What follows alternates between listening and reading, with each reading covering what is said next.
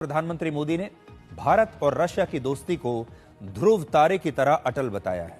ध्रुव तारा एक आसमान में ऐसा तारा है जो आसमान में कभी भी अपनी जगह नहीं बदलता, अपना स्थान नहीं बदलता। आज 23वें भारत रशिया वार्षिक शिखर सम्मेलन के दौरान प्रधानमंत्री मोदी और राष्ट्रपति पुतिन की मुलाकात हुई और आपको इस बातचीत की 5 बड़ी बातें हम बताते हैं कि इस बातचीत में आज क्या क्या हुआ।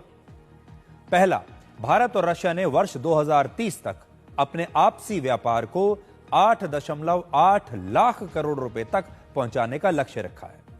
यह एक बहुत बड़ा लक्ष्य है। इसके अलावा दूसरी बात यह कि दोनों देश वीजा फ्री एंट्री पर काम कर रहे हैं, जिसमें भारत और रशिया के लोगों को एक दूसरे के देश में जाने के लिए अब वीजा की आवश्यकता नहीं पड़ेगी।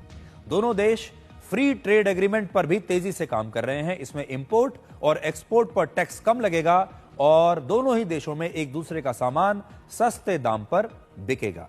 तीसरी बात जो आज हुई वो ये कि आपसी व्यापार में रुपी और रूबल के इस्तेमाल को बढ़ावा दिया जाएगा ताकि आपसी व्यापारिक लेन देन दोनों देशों के बीच आसानी से हो। यानी ये दोनों देश जो हैं अब डॉलर को बीच में से हटा देंगे और सीधे जो लेन देन होगा वो रुपए और रूबल में होगा।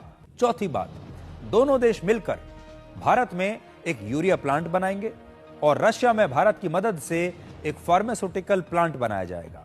तो एक प्लांट भारत में बनेगा यूरिया का, वो रशिया की मदद से बनेगा, और एक प्लांट दवाइयों का, फार्मास्यूटिकल प्लांट लगेगा रशिया में, वो भारत लगाएगा।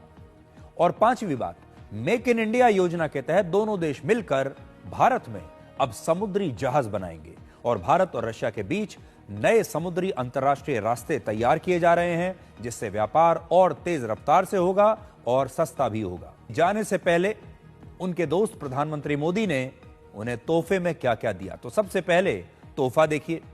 प्रधानमंत्री मोदी ने राष्ट्रपति पुतिन को असम ब्लैक टी दी है, जो अपने खास स्वाद के लिए पूरी दुनिया में मशहूर है। पश्चिम बंगाल के मुर्शिदाबाद में शानदार नक्काशी और कारीगरी से बनाया गया सिल्वर टी सेट दिया है और महाराष्ट्र में हाथ से बनाई गई चांदी के घोड़े की एक मूर्ति दी है। प्रधानमंत्री मोदी ने इसके अलावा मार्बल चेस सेट यानी संगमरमर से बना शतरंज का एक सेट भी राष्ट्रपति पुतिन को गिफ्ट में दिया है और इसे आगरा के कारीगरों ने बनाया है।